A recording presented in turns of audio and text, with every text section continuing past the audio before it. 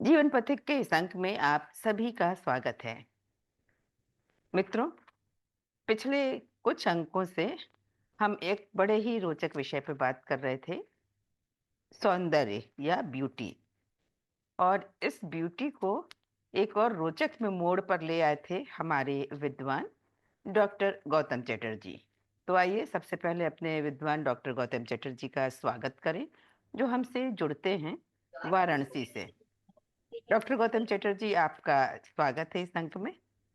अभिनंदन। गौतम जी, आपने सौंदर्य वाले विषय को एक तरह से तो बहुत अच्छा स्वरूप दिया, बहुत अच्छा मोड़ दिया, लेकिन कहीं-कहीं पे मुझे लगा कि मैं उलझ गई, या ये प्रश्न या जिज्ञासाएँ कहना चाहिए कि सहज हैं, आनी ही चाहिए।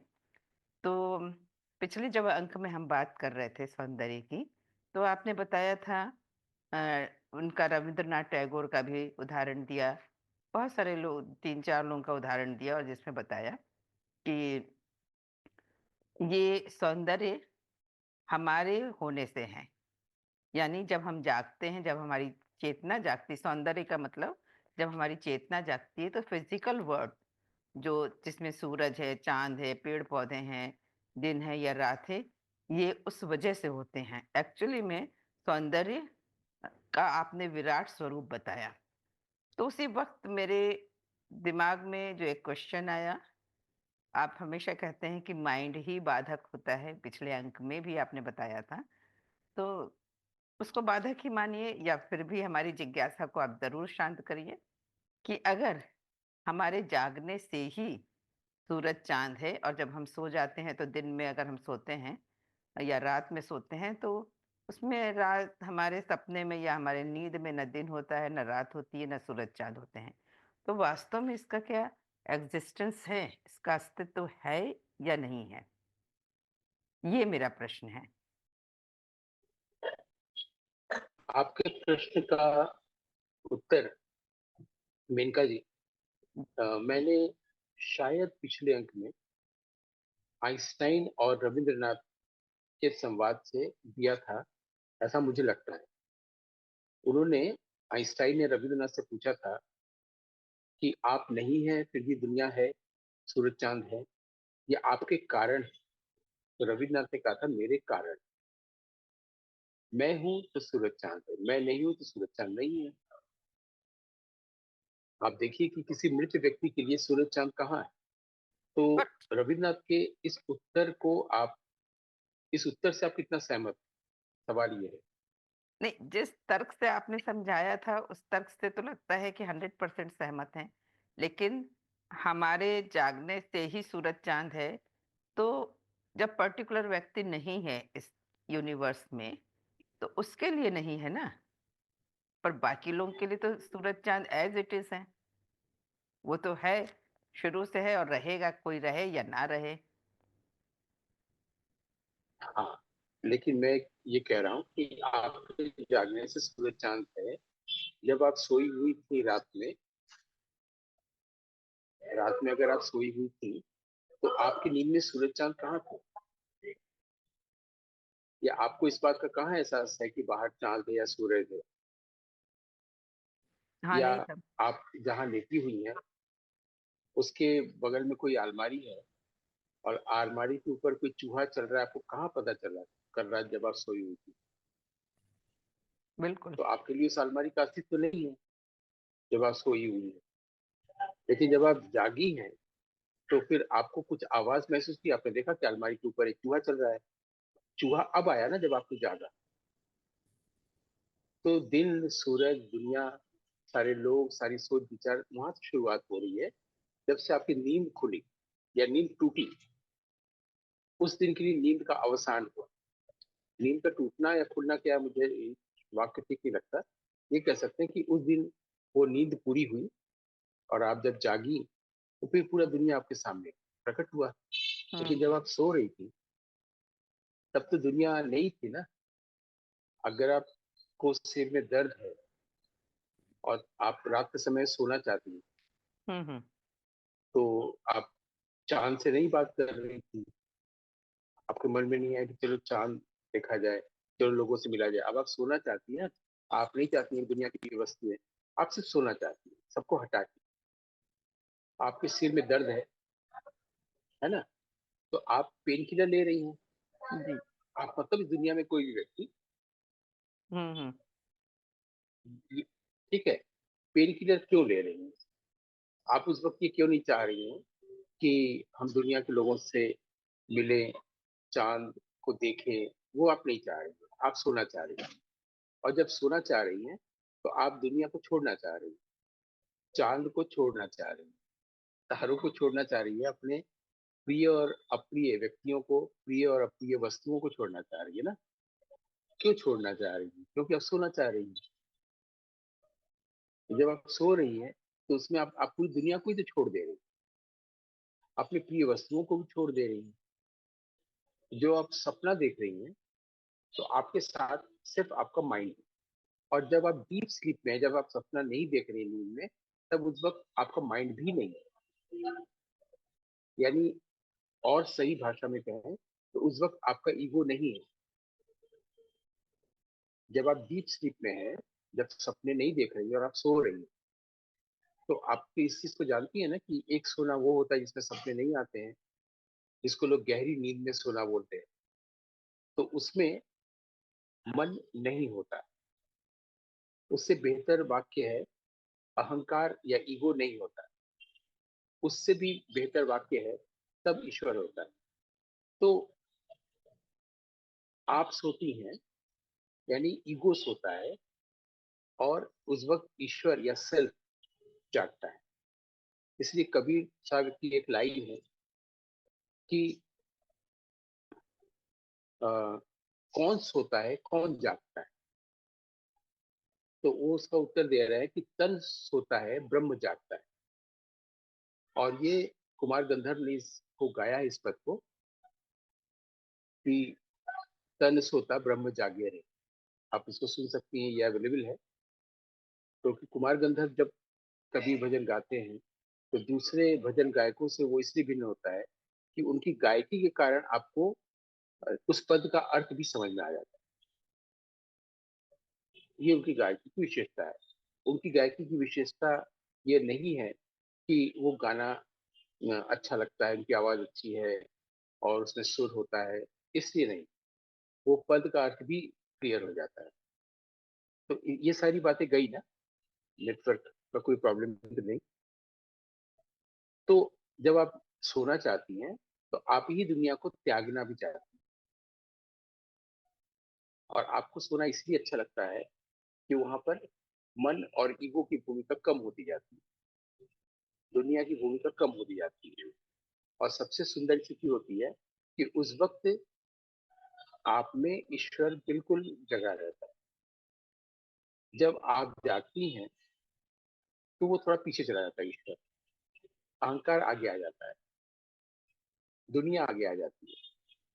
इसलिए सारी तैयारी जीवन की यह है कि ये जो अहंकार आगे आ गया, दुनिया सूरज चांद आगे आ गए, वो फिर से पीछे चले जाए। और जो पीछे चला गया है, जो सेल्फ का सूरज है, पीटर, वो बिल्कुल शाइन करे। ये पूरे जीवन भर का, मनुष्य जीवन का एकमात्र उद्देश्य है कि हम सेल्फ को छुपा ले रहे हैं, हम न छुपाएं और सेल्फ शाइन करे हमारे भीतर से। जब सेल्फ शाइन करता है तो उस देह को हम लोग कबीर कहते हैं, बुद्ध कहते हैं, रामकृष्ण परमहंस कहते हैं, रमन महर्षि कहते हैं। ये क्लियर हो गया ना? लेकिन आप देखिए, हम लोग तो 35,000 साल से मनुष्य की अ, नियति को यही देख रहे हैं कि वो सब कुछ छोड़ने को तैयार है, सब कुछ, लेकिन अपने ईगो को छोड़ने को तैयार नहीं। अगर हम 35,000 साल को नहीं जानते हैं तो 3,500 साल को तो जान ही सकते हैं। कि 3,500 साल पहले ही तो, 2,500 साल पहले अगर भरत मुनि ने नाट्यशास्त्र लिखा, रामायण महाभारत हुआ, तो इन सब चीजों का हवाला आता है। तो 3,500 साल तो दिखता है सामने ना। 35,000 साल नहीं दिखता है, पता नहीं क्या क्या हुआ होगा। इसलिए वेद का काल भी अभी तक निर्धारित नहीं किया जा सका है कि वो 3,500 साल था पहले या 35,000 साल था। तो सिंधु सभ्यता के अभिलेख को हम लोग अभी तक पढ़ नहीं पाए, डिसाइफर नहीं कर पाए। तो 3,500 साल मनुष्य को दिखता है, कि हाँ ऐसा ऐसा हुआ।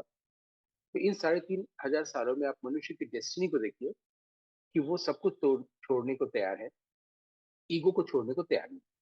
और इन्हीं 3,500 में ऐसे लोग हुए हैं जिन्होंने ईगो को छोड़ा है और ईगो को छोड़ना हमें सिखाया है और बताया है कि आपके जीवन में दुख सिर्फ ईगो के कारण।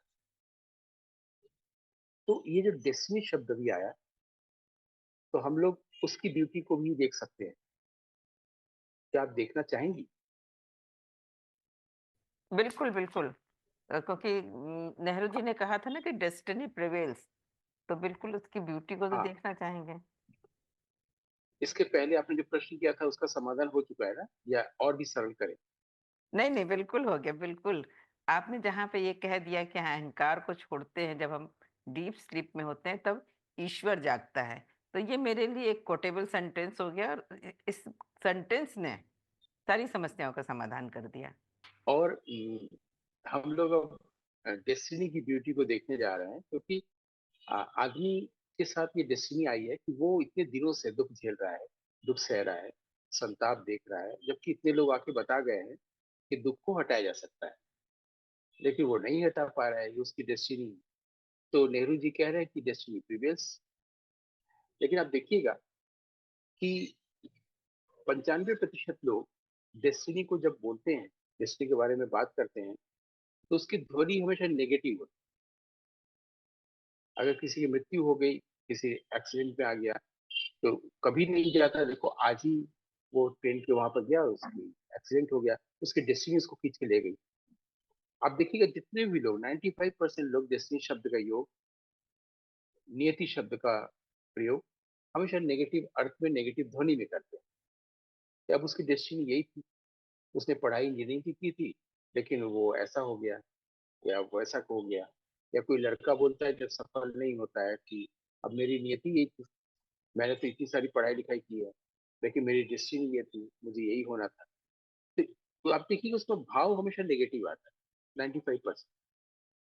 और 5% जो है वो जब ये भी मानते हैं कि नहीं, पॉजिटिव नेगेटिव की बात नहीं, जो कुछ भी हो रहा है वो डेस्टिनी, लेकिन वो भी जब वाक्य प्रयोग करते हैं तो ध्वनि नेगेटिव आता है। जो पॉजिटिवली लेते हैं कि वो सफल हुआ, उसको बहुत बड़ा कलाकार होना था, उसको इस बड़े पद पर जाना था, ये उसकी डेस्टिनी है, तो पॉजिटिव बोल रहे हैं, तब भी डेस्टिनी बोलते ही उसकी ध्वनि नेगेटिव आए, जैसे कि बहुत अच्छा नहीं हुआ। लेकिन अगर आप देखिए कि अगर ईश्वर जागता है और अहंकार सोता है, तो जब ईश्वर जागता है तो वो हमेशा जागा हुआ है। तो थोड़ी देर के लिए अहंकार को शर्म आ सकती है कि मैं सोने जा रहा हूँ और मैं उतनी देर तक ईश्वर से वंचित रहूंगा, है ना, क्योंकि मुझे तो पता ही नहीं चलेगा, मैं तो अपनी इग्नोरेंस के साथ ही सो रहा हूँ ना। क्योंकि अगर मैं ईश्वर को जानता होता तो मैं तो ईश्वर के साथ होता, मैं सोता क्यों, मैं भी जागता। तो जितनी देर मैं सोता हूँ उतनी देर वो जागता है, यानी उतनी देर हम ईश्वर से वंचित होते हैं। अगर ये सचमुच में शर्म आती है हमें, तो फिर हम जब जागते हैं उसमें भी हम ये चालाकी कर सकते हैं, ट्रिक लगा सकते हैं कि हम भले ही दैहिक रूप से जगे हों, लेकिन हम उसी तरह से सोएं जैसे हम रात में सोते हैं, तो फिर हम ईश्वर को देख सकेंगे क्योंकि वो तो हमेशा जगा हुआ है ना। तो अगर हम स्लीपिंग ड्रीम की तरह से जो वेकफुलनेस को वेकिंग ड्रीम देखें, तो ये सिद्ध हो जाएगा कि वेकिंग ड्रीम ही है, सपने की तरह ही है। बस ये है कि रात में जब सोते हैं तो सपना देखते हैं, और दिन में हम जो देखते हैं उसको सपना नहीं जानते हैं, सपना नहीं मानते। तो अगर मान लीजिए आप रात में सो रही हैं और सपने में कोई आपके ऊपर शेर अगर कूद रहा है, या कोई आपको बंदूक से डरा रहा है और आप डर रही हैं, और जो लोग आपके आसपास जगे हुए आपको देख रहे हैं, वो ये देख रहे हैं कि आपके चेहरे पर पसीने की बूंदें छलक आई, आप सचमुच में डर गई हैं सपने में। तो आप जागती हैं जब, तो आप उस जो आदमी बंदूक लेके खड़ा है, या आप कुएं में गिरने वाली है, या शेर आपके ऊपर कूद रहा है जो डर गई, तो फिर क्या होता है, आप फिर उस बंदूक वाले आदमी को ढूंढती हैं जागने के बाद, या आप उस कुएं को ढूंढती है कि मैं यहीं पर थी, कौन सा कुआं था जहां मैं गिर रही थी अभी और इतना डर रही थी? बिल्कुल नहीं। तो जब आप सोई होती है तो उस वक्त आप डर रही होती हैं या दुख में होती हैं, और जो जगह होते हैं देख रहे थे कि आप रोने जैसी कोई आवाज आ रही है, फिर आपको जगाया जाता है, फिर आप सोती है, फिर आप वो रोने वाली आवाज नहीं आती, तो लोग समझ जाते हैं कि आप सपना देख रहे हैं, है ना? तो अगर आपके दैनिक जीवन में कोई परेशानी, जिसको आप वेकफुलनेस कहते हैं, वो आपको कोई भी परेशानी अगर आ रही है, तो वहां पर उस परेशानी को सॉल्व करने का क्या तरीका है? कोई भी परेशानी हो सकती है, किसी का डेथ हो गया है, किसी का एक्सीडेंट हो गया है, किसी के साथ आपका झगड़ा हो गया है, मनोमालिन्य हो गया है, कोई आपके साथ अत्याचार कर रहा है, कुछ भी जिसको आमतौर पर लोग अवॉइड करना चाहते हैं, इग्नोर करना चाहते हैं, उससे अलग होकर जीना चाहते हैं, है ना? तो मान लीजिए इस तरह का है जिस जहाँ पर आपके पास डर और दुख हो रहा है वेकिंग लाइफ में, तो आपको क्या करना है? देखिए, वो तो फेस करना पड़ेगा, वो तो हो ही रहा है, सब देख ही रहे हैं। एक ही नहीं, मैं तरीका हो कह रहा सकता है। हूँ, हुँ, हाँ, क्या तरीका हो सकता है? कि पेशेंस के साथ उसको करें फेस, पर दुःख तो फिर भी होगा। लेकिन जब आप सपने में आप किसी चीज से परेशान हो रही हैं, तो परेशानी कैसे दूर हो रही है? हम जाग जाते हैं जब सपने से, तो हमें पता चल जाता है कि ये झूठ है, सपना था। हाँ, ठीक। तो अगर मैं कह रहा हूँ कि जब आप वेकिंग ड्रीम में हैं, तो उसमें सारी समस्याओं का समाधान क्या हो सकता है? अच्छा, उसमें भी हम जागें, मतलब जो अ, हाँ, तो अगर कॉन्शियस आप जो वेकिंग ड्रीम जागने में का।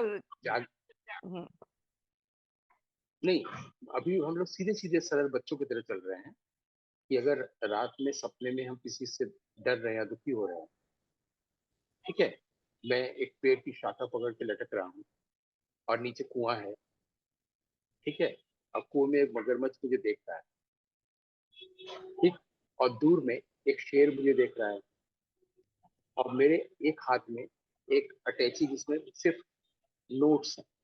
आपको 1,000 के नोट शायद नहीं दिखते हैं, 500 के नोट भरे पड़े, और दूर में एक लुटेरा भी खड़ा है, और वो जानता है कि शेर जो है वो नोट नहीं खाता, ठीक है, शेर हमें देख रहा है, और नीचे मगरमच्छ इंतजार कर रहा है कि हाथ से छूटे मैं वहां जाऊं तो वो बेचारे का लंच बने, और शेर सोच रहा है कि उसका डिनर बने, और जो लुटेरा है वो सोच रहा है कि इन सबसे मुक्त तो वो मेरे से अटैची है, उसको पता है कि मगरमच्छ और शेर जो है नोट नहीं खाते, और ऊपर जिस जो है जो चूहे हैं उस शाखा को कुतर रहा है, जो बस अब शाखा टूटने ही वाला है, और इस स्थिति में मैं हूँ सपने जब देख रहा हूँ, और जब मैं जागा तो न चूहा है, न शाखा है, न कुआं है, न मगरमच्छ है, न लुटेरा है।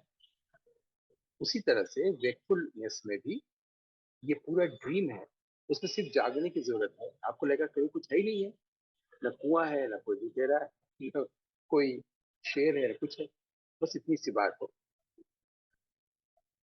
और तब पता चलेगा कि ये वेकफुलनेस भी एक वेकिंग ड्रीम है, जिसमें हम सूरज और चांद को देखते हैं, जहां से बात आपने शुरू की थी।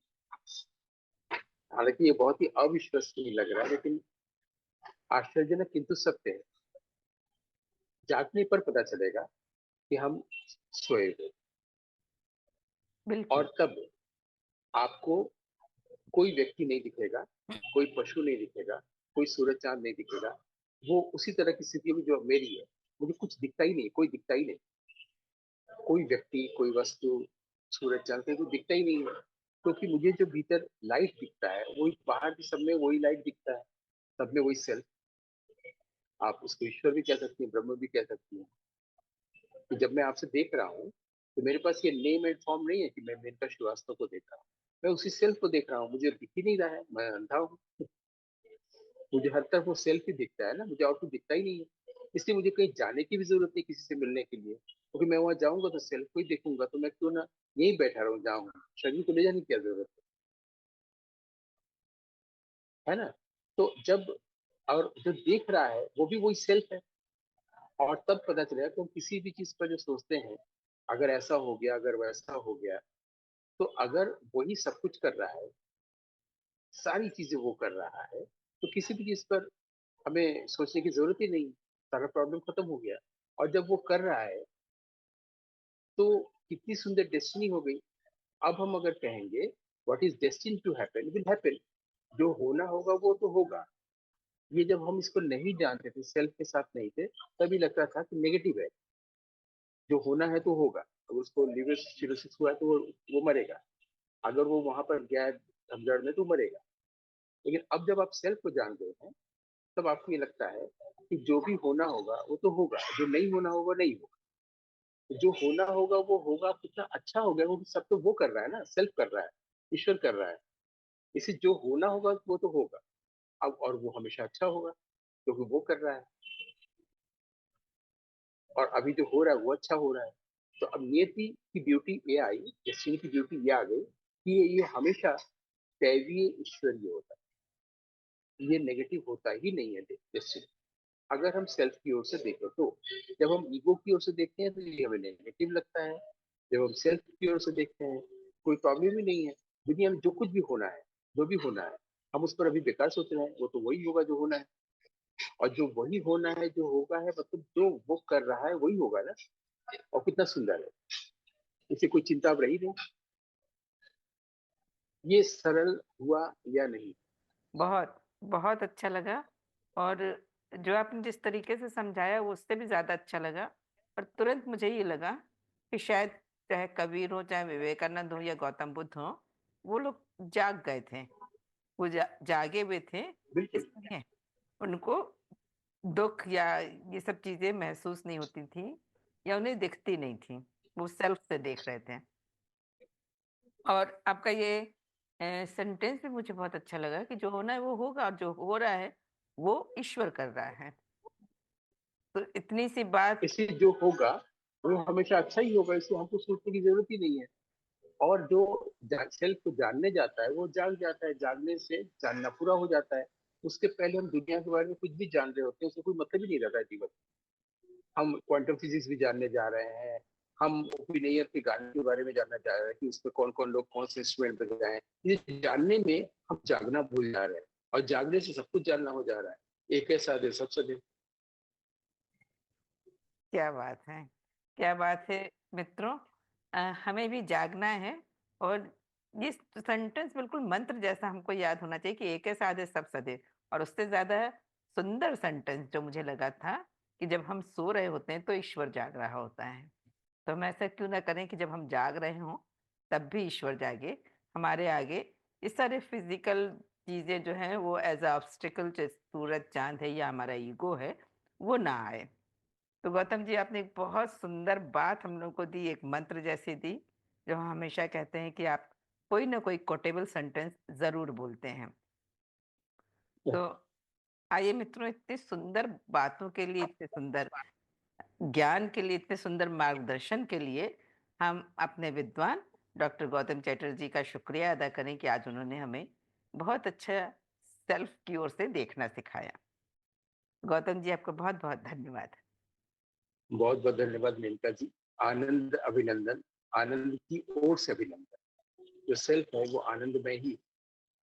बिल्कुल, बिल्कुल। ये भी आपने बहुत अच्छी बात कही। Thanks a lot.